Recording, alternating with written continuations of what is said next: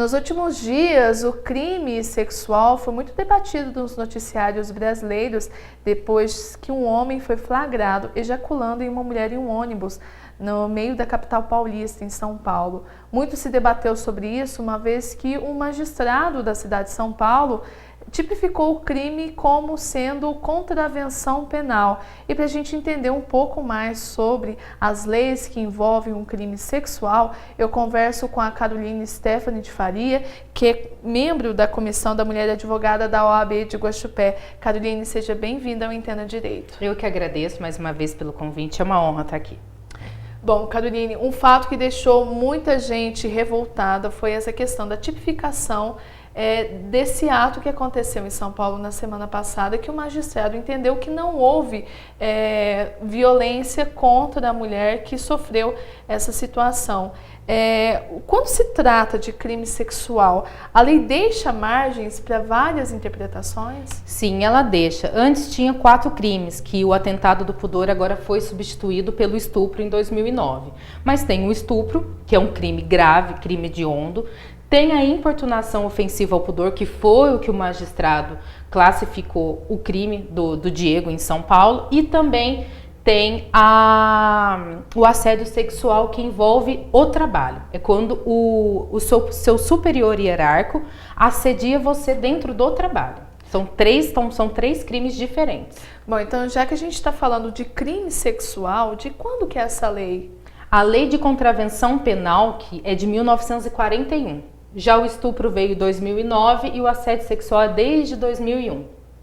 Bom, e no caso dessa contravenção penal, o que ela determina como sendo uma contravenção, um crime sexual? É um crime simples, que é com multa, até que a multa é feita em réis, ainda não foi atualizado. Então é importunar alguém em público. O que é? Uma cantada no público é uma importunação. O juiz acabou qualificando o crime como se fosse uma cantada. Se assim, para você comparar, para você entender. Uma cantada foi considerada uma ejaculação, o mesmo crime.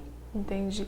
Bom, e no caso, por exemplo, da contravenção, você no seu entendimento como advogada, o juiz tendo tipificado esse crime como contravenção, é até mais fácil desse homem ser condenado a pagar uma multa, serviços comunitários, sendo tipificado nesse crime sexual, nessa contravenção, do que no caso do estupro?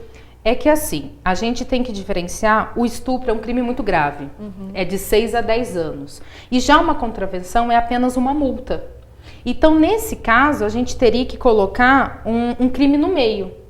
Um crime intermediário que já foi protocolado dentro do Congresso Nacional, mas ainda não tem previsão de votação. Então, no caso do Diego, o juiz entendeu que não teve violência e nem constrangimento.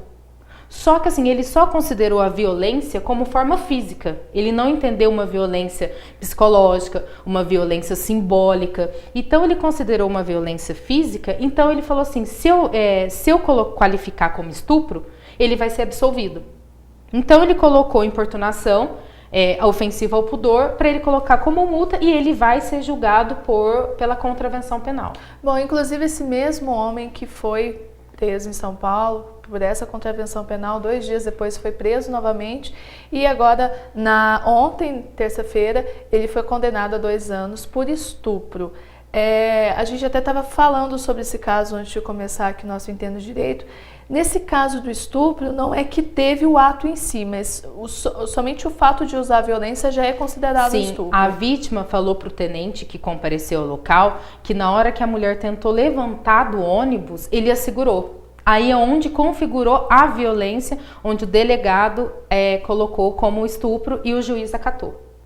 Bom, e Carol, por que é tão difícil a gente conseguir fazer essa assimilação? Porque tem essa contravenção, tem o estupro, tem o assédio sexual. Por que a gente acaba confundindo tudo isso? É muito pela questão emocional, e a justiça não pode ter essas questões emocionais? A justiça cometeu um erro ao utilizar o verbo constranger. Em todos os casos, ele utilizou constranger. Então, você não sabe que meio executório é. Aí, quando chega a vítima está tão emocionalmente envolvida que ela quer um procedimento maior. Entendeu? E a vítima acaba não tendo o suporte adequado da sociedade. Então, assim, ela sofre o crime, passa 2 dias, ninguém lembra mais da vítima. Ela tem que cuidar do seu abalo sozinha. Já quando a pessoa é presa, ela vai dentro da cadeia, tem os procedimentos na cadeia, mas ela tem um médico. Já a vítima não. Você nunca ouviu falar do médico para a vítima. Olha, a sociedade vai pagar um médico para a vítima, agora que está vindo, para você ajudar a vítima a se controlar. Então a mulher, ela até hoje, a do Diego de São Paulo, ela não deu uma entrevista mostrando o rosto. Ela sente-se envergonhada por ela estar sentada dentro do ônibus com o celular e não ter percebido o cara chegando. Então ela se sente culpada.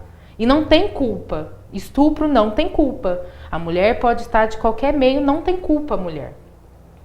Esse é o ponto. Bom, e a gente estava falando até dessa lei que já foi protocolada no Congresso. O que seria mais viável dentro desse contexto que a gente ter uma nova lei intermediária para poder fazer um enquadramento correto desses atos? Sim, precisa de uma tipificação específica. Então, a pessoa ofender a pessoa sem violência física, mas uma violência emocional, que crime que se trataria?